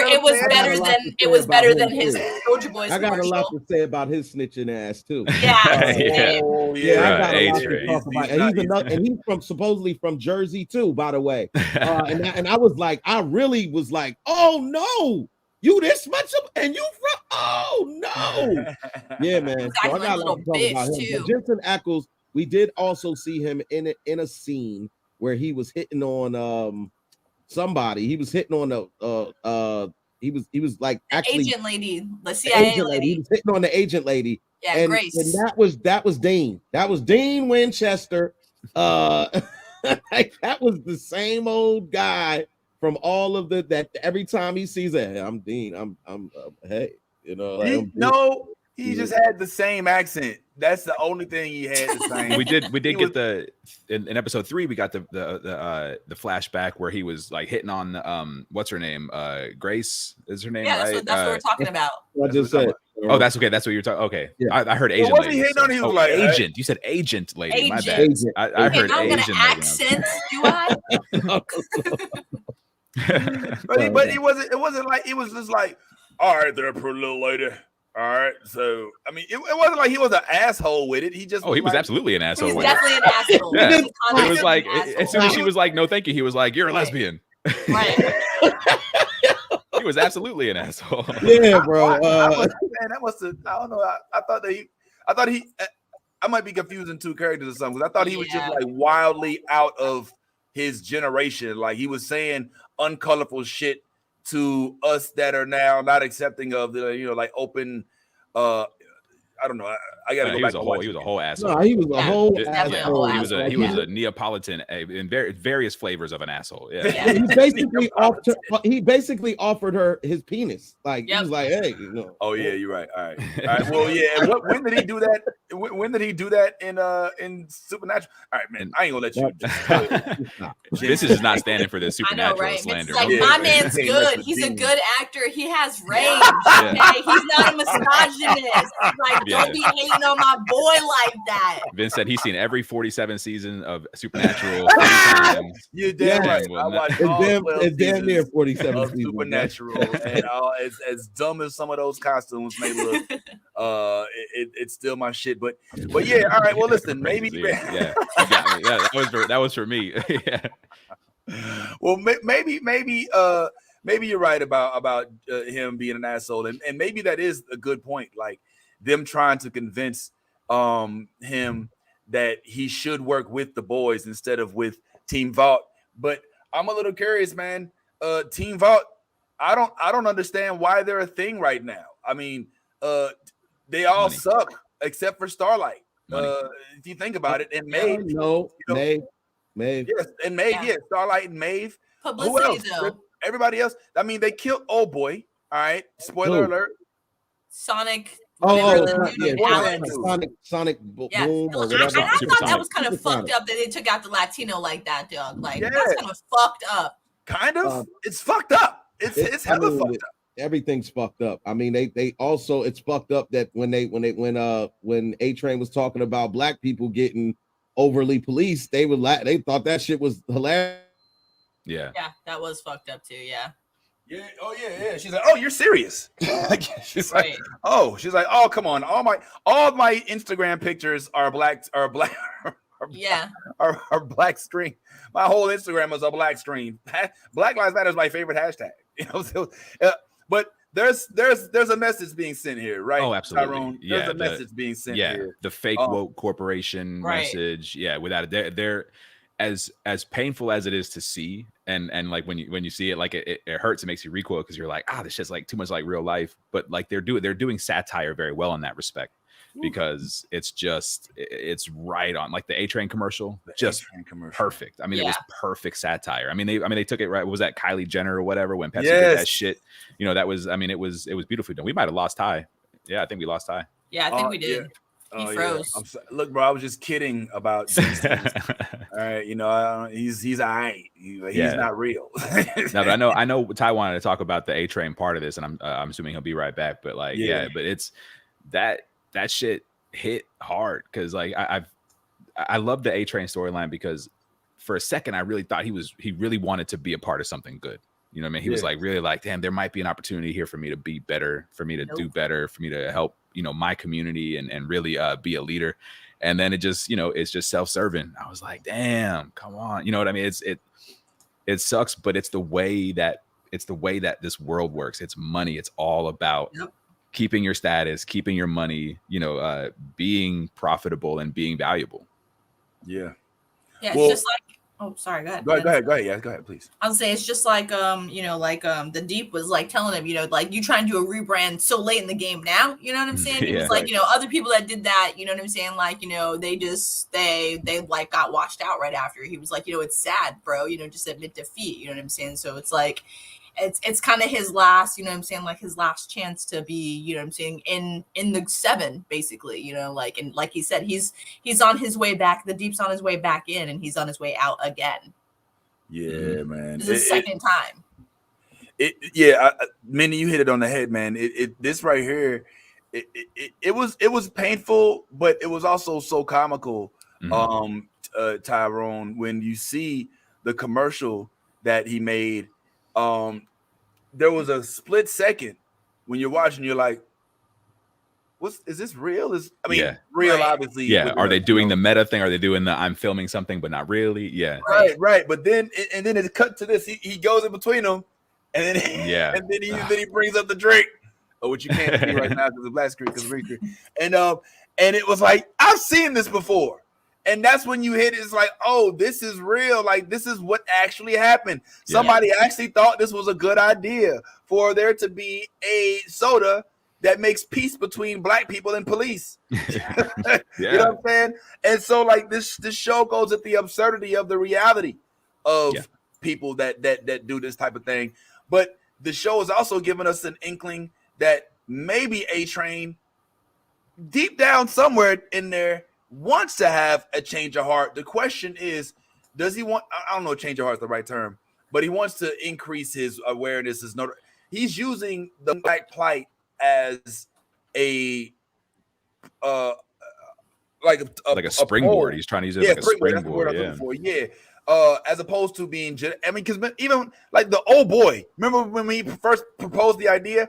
He's like, yeah, you know, black people for the culture, you know, the numbers are down. You know what I'm saying, right? Like, show him how it's gonna look good for, you know, how I'm gonna be doing good stuff for the black community. And he was like, yeah.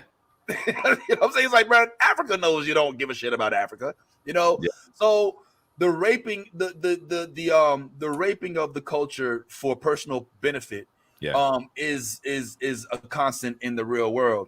The question is A-Train going to continue down that path, or is he going to go where I think he's going to go, to where there's some moment, there's some cathartic moment, some small girl gets hit with the stray bullet, and A-Train decides, you know what, man, I really haven't been using my influence for good. The problem is he don't got no powers right now.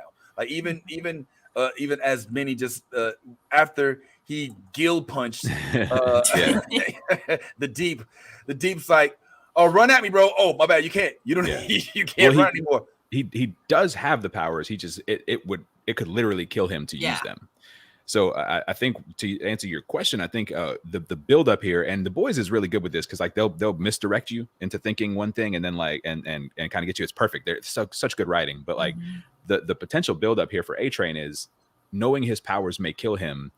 Whenever he does decide to use them, it could either be, you know, it could be an ultimate sacrifice moment. So maybe A-Train does have a moment where he's like, this is my moment.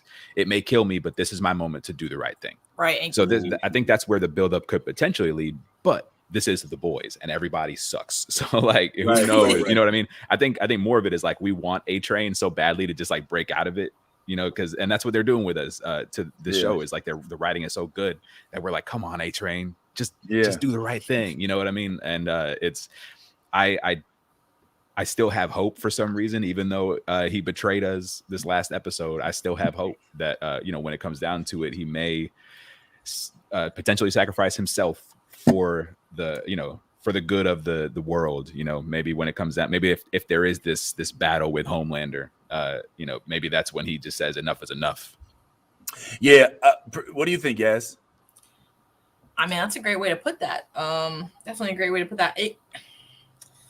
I have a lot of controversy with this character in general. You know what I'm saying? Like, I never really liked him from the get. A-Train. He's not been one of my favorite characters at all. He's been my least favorite character on this whole entire show, to be honest with you. Like, since we started, just because I've always found him to be just very, I don't know, just very needy and always like his self-validation, you know what I'm saying, is less than obviously Homelander's, but I don't know. I find him to be just like a bitch. Right. Oh, are we? I got a quick question for Yaz, real quick. Yaz, why do you hate black men so much? I totally get it. The crowd, we're waiting. We're waiting. Nah, but yeah, that's quite the clue you're dropping there, Yaz. I get your vibes here, man. Well, all right. Well, I think that's exactly what's going to happen. That's my prediction.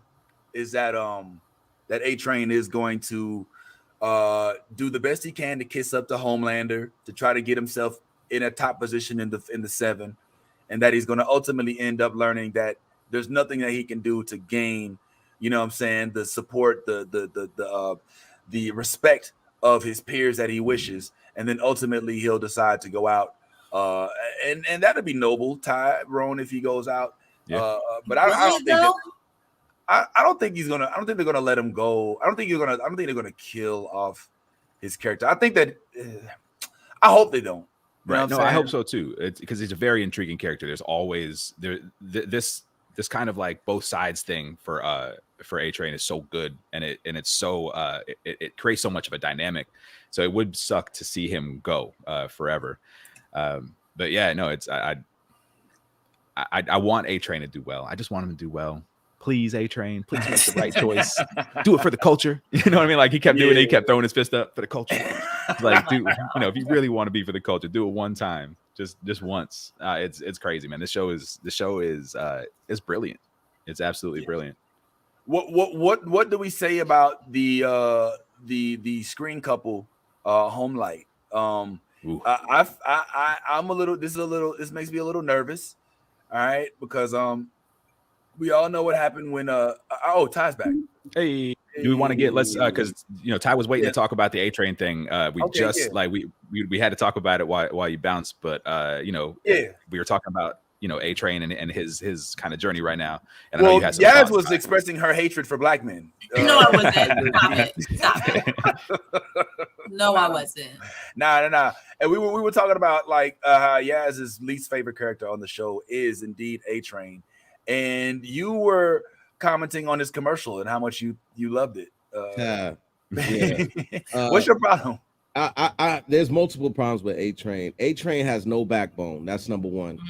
Number two, if you're not gonna give him his powers back, you know what I'm saying, just kill him. You know what I mean? At this point, he's lit. Like, this dude has disrespected your race, disrespected you, made you do shit that you shouldn't be doing, totally treated you like less than, but yet you still keep trying to get back in Papa's good graces. And that for me is you got a brother that stands on his pivot. You know what I'm saying? And at the end of the day, when you got people in your corner that's telling you the right things to do, that are close to you, the person who got you where you are, and you don't listen to them, and you keep going back to these people that don't care nothing about you, and then you not only are you going back to do that, but then you're undermining other people who are trying to get that same person who treats you like shit out of power. Dude, I have no respect for A-Train, none whatsoever. That costume. It's a horrible looking costume. You know what I'm saying? The fact that you even came up with that idea because you wanted to exploit your blackness, if this ain't Man, if this ain't a house Negro, I don't know what else to Uncle Tom, whatever you want to call him. This is what A-Train is, and I can't at this point. There's no coming back from all the stuff you keep doing, bro. It's just no coming back from it. I wouldn't care if you saved the day at this point. I still feel like there's no redemption. No redemption. I agree. Kill you. He needs to die at this point. I agree. Damn, yo, death. Like you just need to get. I mean, there's no redeeming. There's no redemption. There's no redemption story for this dude. Smoking the A-Train pack. You literally went into the elevator with old boy because you just got disrespected again. Just stay down there with your legs. He just told you to just, like, come on, just he's looking down upon you and telling you this, and you still go in there and decide if I just give him this information, Daddy will take me back. He's never taking you back because you were never there. Like that's what I'm saying. Like, and it's very appalling to me, and I cannot wait for somebody to kill him. I don't care who it is. Just please get it done as soon as possible. Yes, please. Agreed. Yeah. Well, I mean, so what if he does become completely aware of how shallow he is, has a complete change, a reversal of mind and attitude, and ends up being, because here's what I see, bro. I mean, I kind of interrupted myself, but here's what I see. They wouldn't have introduced us to that character. What's his name? Blue. What's his name? The Supersonic? Blue Lives Matter guy. What is it? Blue Hawk. Blue Hawk. Yeah, Blue Hawk. Oh, Blue Beetle. That's a whole other. That's a whole other subject. We can talk about that. But yeah, that Blue Hawk, whatever the fuck, the guy who's like, they didn't introduce him to us for him to not for the end of the season to come out and that issue to not be rectified. All right. So prediction that A-Train at some point in time ends up coming face to face with this guy and has to make a decision. All right. Do you want to be do you want to be on the side of the Blue Lives Matter, the MAGA, this is really becoming pseudo political. They're right. They're going right at it. Oh yeah. I mean, literally, right. Remember when they were in whatever room they call it, and then A-Train brought it up. He's like, "Yo, there's this dude out there killing black people," and he's like, and Homelander for a second was like, "Well," and then Deep comes in, and is like, "Wait a minute. Doesn't that mean we need more superheroes?" Yeah, Where do you hear that kind of rhetoric? You know what I'm saying? Like, we need more cops. We need more police in the classroom. Yeah. So it's very. Go ahead, Tyron. Oh no, just because you said you think A-Train's going to come face to face with Blue Hawk, I feel like Homelander might actually invite Blue Hawk to be the extra member of the Seven now because Supersonic's done. I think Homelander's going to be like, "Hey, A-Train, meet your new partner," and it's going to be Blue Hawk. That's what I think is going to happen. I absolutely think that could very well happen as well, and I hope that at that very moment, Blue Hawk gets the opportunity to kill A-Train. And nobody yes, absolutely. I'm so done. You wildin', bro. I'm so done with A-Train, man. Like I could not, bro. Just watching this.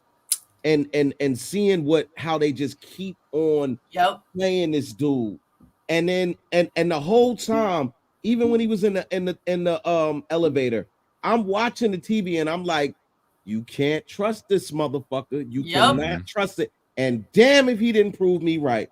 I'm like, dude, like you just won't stop. You won't stop. And so the only way to stop him is to kill him. That's the way to do it. Wow. He's gotta go. The only reason he really on there anyway is to bring a person of color to the Seven. That was really the only reason he was there in the first place. Yeah, they already killed off the Latin guy, so might as well.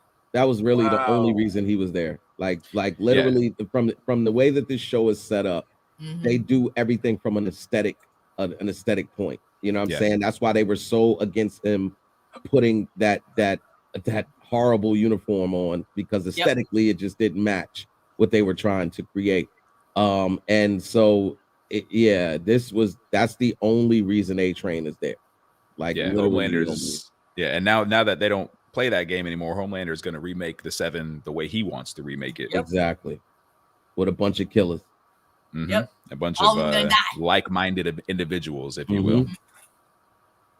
Yeah, MAGA style. So as I said at the beginning of this, it is necessary for the boys to have powers this season. because the only way that you're going to be able to contend with this motherfucker is to be on a level playing field. And there's no that like Butcher is Homelander.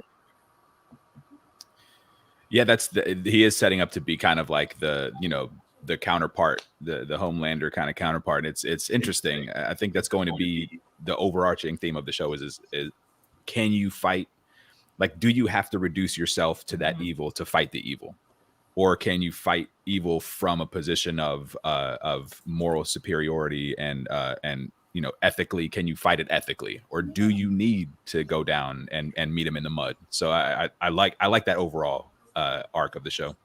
And even more importantly, they're showing the dynamic that what power does to a mind, how it corrupts one. Because Butcher has always been an asshole. Let's be very clear about that. But because of the power, he's now become an intolerable asshole. To where that his own team is like, yo, Mother's Milk was like, I can't even hold this together anymore because it's not a team. Like you've done so much damage, now that I can't even fix this because like you're over here talking about something else. Kamiko's dying, and you're over here talking about something that has absolutely nothing to do with this young girl's dying. You have this disconnect that she's not like important at this moment. Yeah, because and that's your power induced mindset that comes from you taking the temporary V. So I think even if Butcher is able to defeat Homelander, then you now contend with a bigger problem, which is he now addicted to temporary V? And does he now replace Homelander as the new Homelander? And that's kind of I think what we're leading up to. And I think with one last thing with the Jensen Ackles thing, the Soldier Boy, I think what's gonna bold in their favor is the representation of Soldier Boy from what we saw prior, which is an ego. He's egotistical. Yep. So if he's an egotistical individual who in his era was the strongest, I guess, superhero out, I think you can pit him against Homelander just for that reason. Who's got the biggest penis in the ring right now? Type argument. Well, here's the thing. Homelander has an ego issue. He wants to be loved by everybody. Butcher doesn't have that. Butcher could care less if you hate him or love him. Am I right? So how is Butcher? He's talking about Soldier Boy against Homelander. Yeah. If they're even end up against each other. Yeah. Because I mean, there's a lot of Soldier Boy talk this season, and I'm really eager to see Jensen Ackles at work here because I think this dude he can hold the superhero characters role down, but I guess I don't really like Butcher's never been a compassionate guy, so I don't feel like Compound B or Temporary V is changing him any way, shape, or form, other than it's giving them powers to take out people easier. Because they did get cornered in that situation in this last episode where it was like, look, man, I need to use the Compound V stuff. You know what I'm saying? But do we really, Ty, think that the Compound V stuff is changing his, like, who he is as a person and stuff like? Oh, damn. Oh, we missed him. Yeah, we lost him again. Look, if you didn't want to answer, you could have just said, look, I don't want to answer. You want to dodge the question, homeboy. But I mean, how y'all feel about that? Like, I don't agree with Ty that this Temporary V, Compound V, whatever, is actually changing him mentally as of yet. Physically, yes, but I don't think it's making him an asshole. I think he's always been an asshole. That's why he gave Mother. No, but you definitely see like from before he had more compassion. You know what I'm saying? When he would ask for something or he would do something, he'd be like, "Can you please fucking do it?" You know what I'm saying?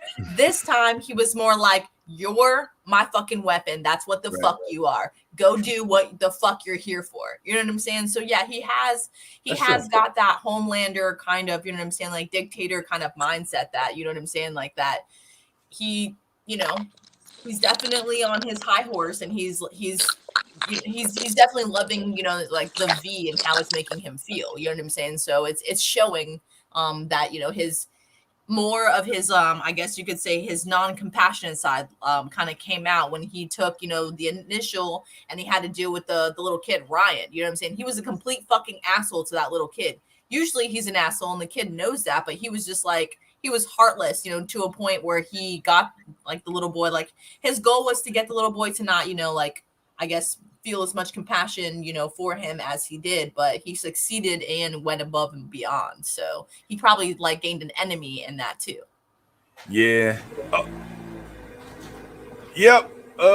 Nothing to see here. Just powering up the vehicle. As I get ready to can y'all hear anything? Yeah. Oh. Yeah. Well, hey, what do you want to say? Well, look, I don't disagree with anything you're saying. I don't know whether or not I don't know whether or not I believe that he's really getting that much worse, or if he's just had enough. Like there's I don't know. I just don't know if what we're watching is a chemical reaction, or you know, or if it's just him just being like, look, bro, I'm over it, bro. It's time to finish this shit. You know what I'm saying? I mean, and I also frankly don't understand everything that happened with that scene with Kimiko. And hey, welcome back, Ty. Look like you're having some issues, but look like the phone's working. I don't understand that whole scene with Kimiko. All right, so let me get this straight. Butcher goes to Frenchie's old boss to convince her, look, don't stop hunting my man Frenchie. Here's all the money he owes you, plus $100,000. And she's like, all right, all I need is one more thing. And she says, okay, well, what's that? I need you to handle this dude for me. And then the butcher's like, all right, cool. And Frenchie's upset with that. You know what I'm saying? Like, the reason why Kimiko went to kill these folks was for Frenchie to be let off of his debt and to be completely released from that chick. So, like, why is it that they're sitting there, like, all mad about it? It wasn't Frenchie's debt. It was his girlfriend's debt. But he wouldn't give her up. Wait, what? Who did what? Sherry, like the chick that he met in the episode before, and she asked him to go with her, Frenchie. That's who that Nina lady is looking for. It's his girlfriend's dead. And that was his old girlfriend. Yeah. So like that's why Butcher paid her off, because he was like, here, there's your money. You know what I'm saying? Like, Sherry owes you, like, there's your money. You know what I'm saying? Like, we're even, we're good. Like, can you do me this favor? And she said, what about my pain and suffering? I haven't been able to sleep. You know, she was like, what about that? So that's when she coerced them to do that job for them. So that was the last thing to get Sherry off. Like, it was that Butcher was saying that to him. He was like, do you think that he gave her Sherry and that's why we're having the planes and all this? He said he worked for her for 5 years and did 23 different jobs, and she not once ever budged and gave him anything. You see what I'm saying? Like, that's what Frenchie was saying to Kimiko before they got on the plane. And then Butcher was like, I didn't fucking give her up, bro. Calm your tits. You know what I'm saying? Like it was because of the job, you know what I'm saying? Like, him doing all that stuff that like got Sherry off.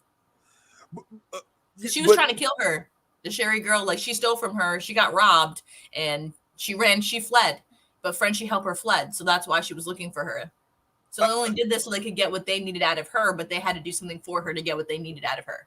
But my point though, Yaz, is that Kimiko and Frenchie are sitting there like conspiring behind Butcher's back, as if Butcher is the enemy, because Butcher had Kimiko do that thing for Sherry, for Frenchie's old girl. Well, she was saying that, like, basically Nina, Butcher, and what the fuck else did she say? I don't know. Somebody else they're all the same. They're basically all the same. They only want to use you for what you can do for them. You know what I'm saying? They don't care about them. They're objects, they're things. You know what I'm saying? Like, just like that, like the people that took her, you know what I'm saying? Like that. They just used her for what she can do, and they don't care about her. She's not somebody that, you know, like they take their feelings and all that stuff for granted. She is just property to be used when they feel like they want it to be used. So that's why she wants her and Frenchie to get away from Butcher, because like that from Butcher taking the V and becoming heartless, he's becoming more like Nina, basically, is what she's saying. He's changing. He's becoming more just like disassociated with stuff. So that's why she's like, I want to get the fuck out of here. I don't want to be in the same dictatorship that we both left. We left this shit to be back in it. Like, why are we here? Like, you know what I'm saying? So that's what she's like trying to get him to understand. Like, they don't have to be a part of this. This is their choice to be a part of this. You know what I'm saying? Frenchie's like, okay, we can leave Butcher, but I don't want to fuck everybody else over. You know what I'm saying?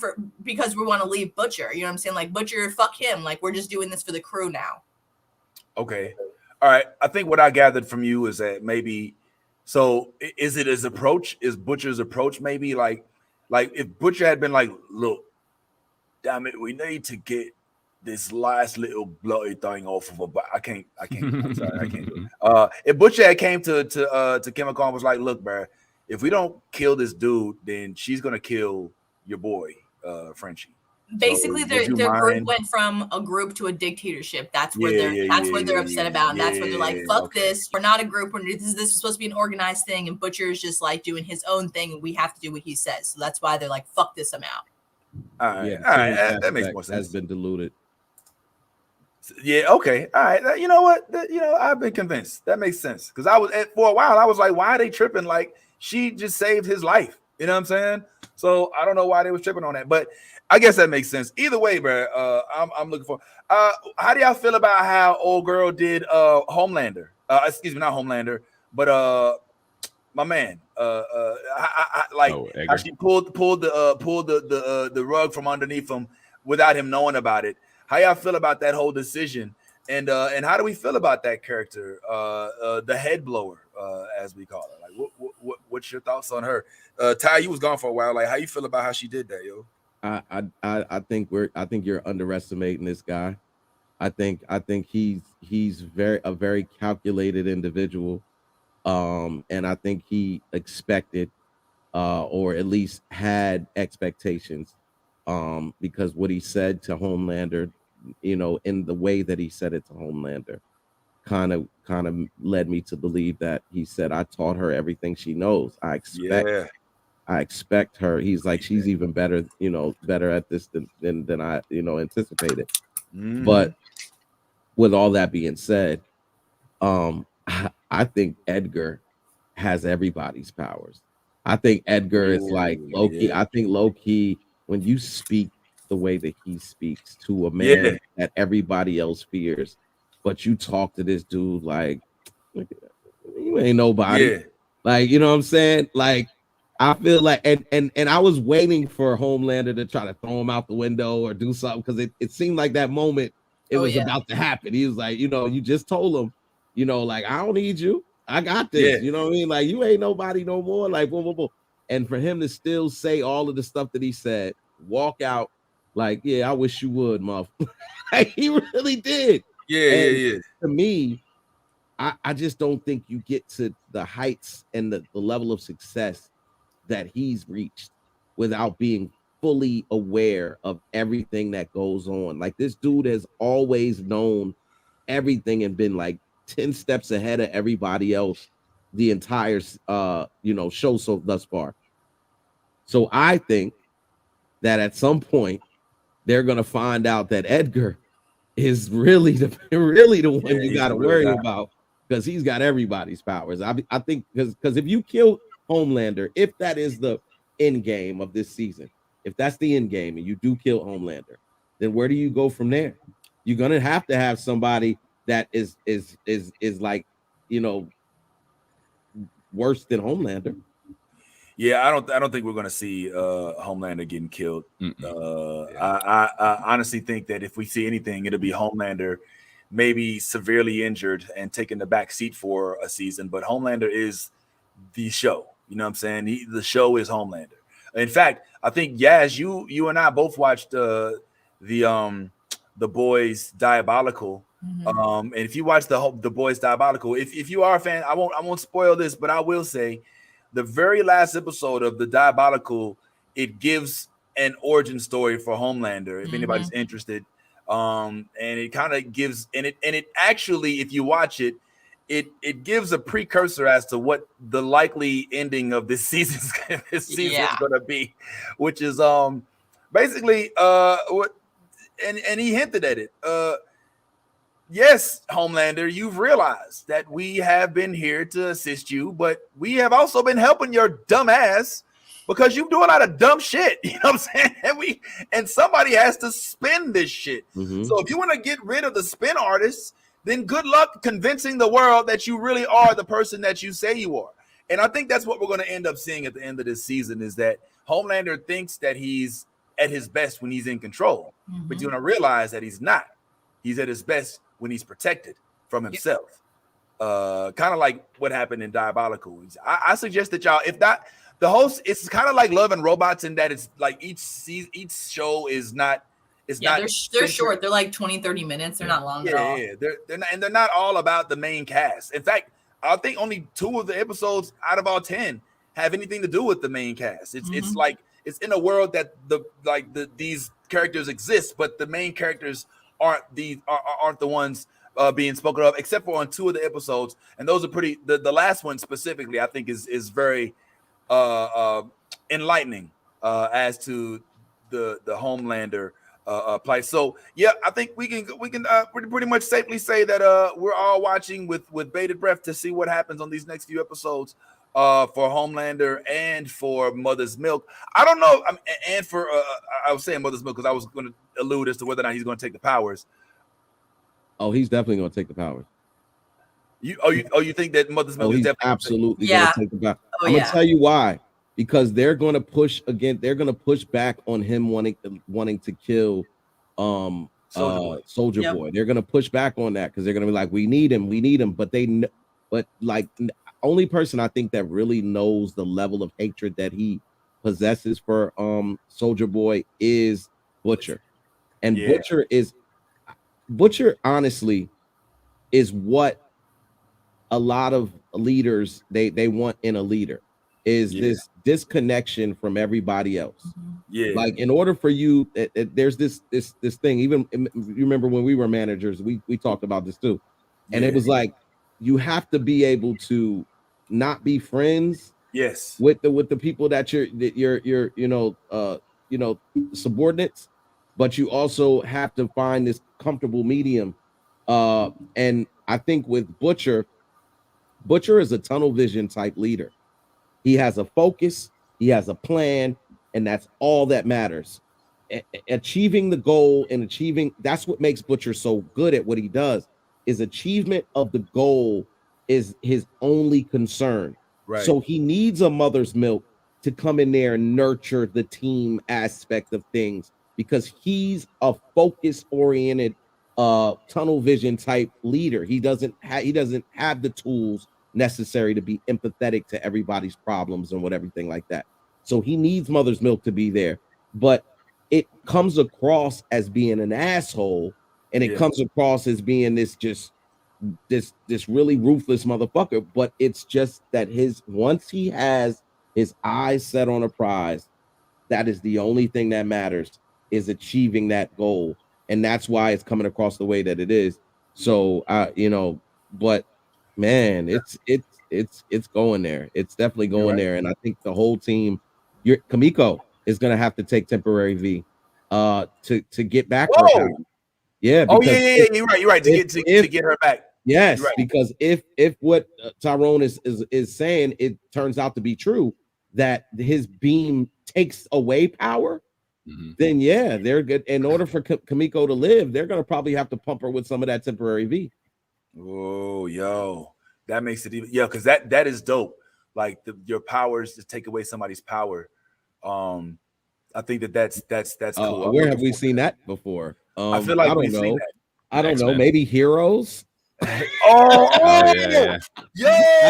Maybe Heroes. I don't know. Heroes did do that. But Silas. Silas took your power. Yeah, he took your power from you, out of your head. He took it. He took your head. Speaking of, go ahead. Somebody saying that? No, that's it. Okay, well, we're running down to the last 5 or so minutes. So you may have noticed, guys, that it's been about 2 hours and we have not mentioned Star Wars. we have not said anything about Obi-Wan, period. And I don't even feel bad about it. I'm gonna keep it real. There's no reason to talk about this week's episode. I don't really think that much happened in this week's episode. Huh? It's the curse of Boba. Yeah. Oh, no, I don't know if it's curse of Boba. I think that the one thing that we can take away from this week's episode is that that Reva is likely going. I don't know what we can take away from this. I ain't gonna lie. I don't even remember. I have something. I forgot everything.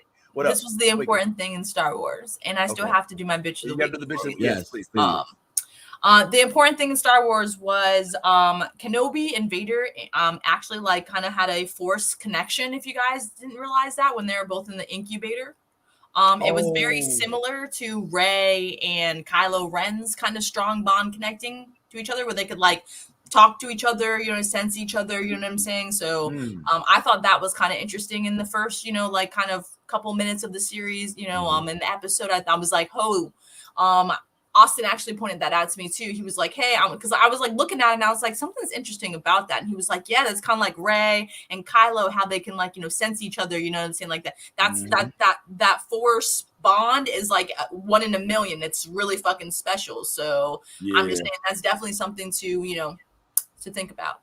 Okay. All right. And well, listen, we're running out of time here. So why don't you go ahead and I was gonna say please with your bitch of the week. But we may as well go out on it. The other thing that we was gonna mention was Jurassic World, which came out yesterday, and I'm not gonna give any spoilers. I think I'm the only one that saw it. But I would say didn't see it. I did see it. Oh, okay. I saw it yesterday. I saw it Thursday. That's why. That's why I wear the shirt. That's why I had the background. So I saw it, and as an avid fan of not only movies and the books, I would say that this movie is worth watching. But you know, it's not the best Jurassic Park movie. All right. It's a good movie. All right, but don't run to the movie theaters to watch it, is what you're saying. Nah, it's Roger. good. It's dare I say it's very good, but it's not dope. It's great. It's a good movie, you know, especially for those of you all who are kind of like me, really into the original cast. And it is good to see Dr. Grant, Dr. Sadler, and Ian Malcolm back on the same screen. There have been some reports of Chris Pratt complaining that he doesn't like the movie as much, which is why he's not doing a lot of press about it. I believe that if you watch the movie, you may realize why that is. But we'll talk about it a little later. But it's a good movie. It's worth watching. It gives you it embeds you in the concept of the Jurassic World that I think that they've been trying to bring us since the concept of Jurassic World first came out, which is a world full of dinosaurs that is no longer contained. And so that's what we hear. And just imagine what that would look like, you know, in today's world. And you'll get it. I think we could talk about it a little more next week, but I definitely want to say it was worth the watch. It's worth the $18 plus the other 18 for the nachos and the popcorn. But yeah, are you gonna leave thinking it's the best thing you ever seen in your life? Probably not. Yes. Who's the bitch of the week? And then let's get on up out of here. All right, so bitch of the week. Are you guys ready for this? It definitely was motherfucking A-Train. Not gonna lie. A-Train from the Boys. He is my bitch of the week. I'm sorry, but that whole snitching shit, snitches get stitches. This motherfucker needs to go down. I'm sorry, that was like real fucked up. I was pretty pissed. You got a beating and then you went and snitched. So I don't know. That was some little kid shit. I thought that was some bullshit.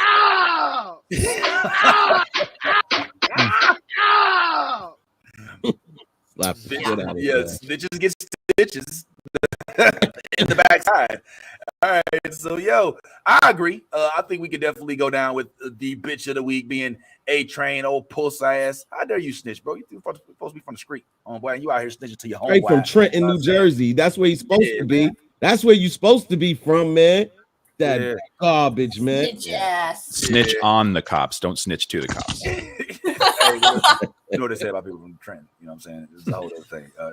But anyway, we'll be back to talk more about this next week. Only got 90 seconds to get on the out of here. So, next week, maybe a little heavier on the Obi. Who knows? Maybe they'll come back. But definitely we'll have some Ms. Marvel info, and we will definitely break down the boys. But as of right now, guys, just make sure you're being your authentic selves out there. All right? All my chaoticians out there. If you ain't being yourself, you're being fake. And as always, you're going to go ahead and be a geek. Let that geek flag fly. Hope all is well with your Steph. See y'all next week. Fighter 2, I just really hate Zangief, only Ken and Ra. You, I find it hard to be Blanca, keep a wee ninja hanging and the uncle album banging. If you negative in energy, then stay out the vicinity. Yeah, them niggas over there, yeah.